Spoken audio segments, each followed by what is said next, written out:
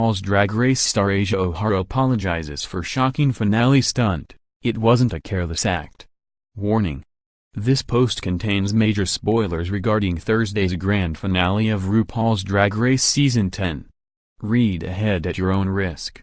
From the charmingly incorrect side of facts regarding the history of British linguistics to the deepest corners of North Korea, Asia O'Hara dragged her massive charisma, uniqueness, nerve, and talent, with fabulous gusto, far and wide across each episode of RuPaul's Drag Race Season 10.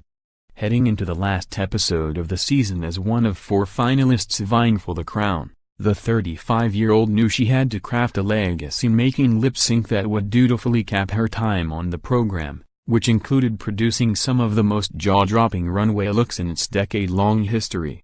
Thus, she enlisted a squad of winged backup dancers to help her secure the Drag Race throne, hiding a treasure trove of butterflies and cocoon-like pods that she hoped would soar high above the crowd upon their release.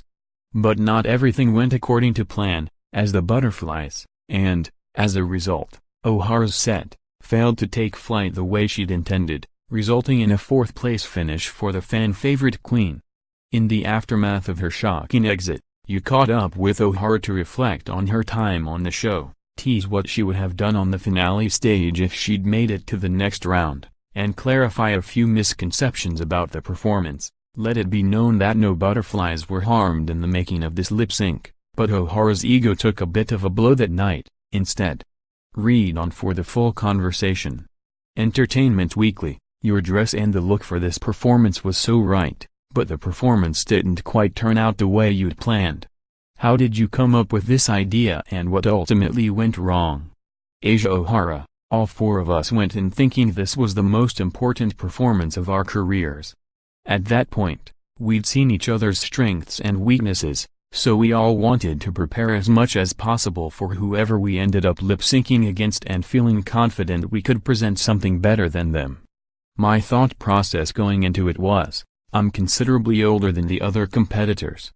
I'm the only one who's not really a dancer or who doesn't do kicks or flips and whatnot, so I thought, well, what can I do in the part of the song where I'd normally do a split or something? I wanted to create a moment that was unforgettable, a moment that people would think, oh my god, that's one of the greatest things I've ever seen. The competitor in me is always thinking about how I can eliminate doubts in anyone's mind that I'm the best person on the stage in the moment.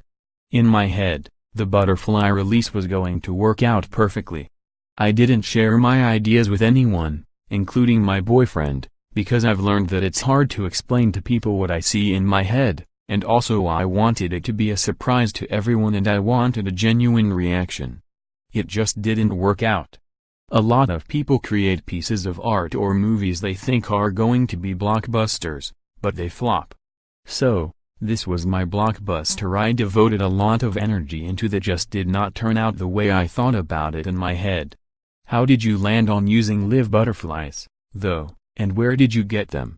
It's actually very common. Many people do it at weddings, funerals, birthday parties, and bridal showers all the time. So that part wasn't difficult. I got the butterflies from a place in Florida that specializes in butterfly releases for specific events. Ironically, finding out how to release these butterflies out of my costume was actually the easier part. Do you know specifically what went wrong though? Why didn't they fly? I used what are called painted lady butterflies, and going west across the continental divide, they have to be kept cool, basically in hibernation or asleep, so they don't stress.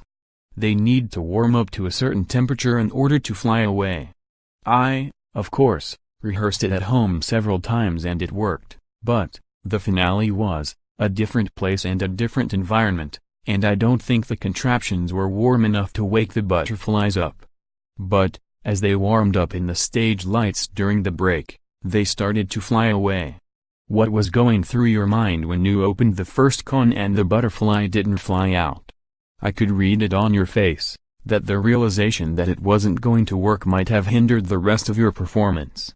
I knew when Cameron picked me that this was my moment to outperform her. She was, as people call it, the lip-sync assassin of the season.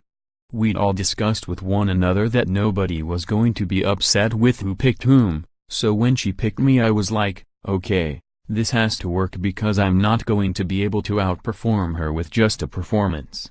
So, I opened the first one and the butterflies kind of looked at me like, is it that time? I thought there was going to be a warning. In that moment I knew, okay, it's not going to go the way I planned and that it was probably my last hurrah. But, I continued to open the other 3, thinking the ones on my chest were maybe going to be warmer. It just was not the case, but you know, I wasn't going to just stand there and fold my arms and say I was done. I did my best. And to be quite honest with you, after opening the first one the rest is kind of a blur. Are there any misconceptions?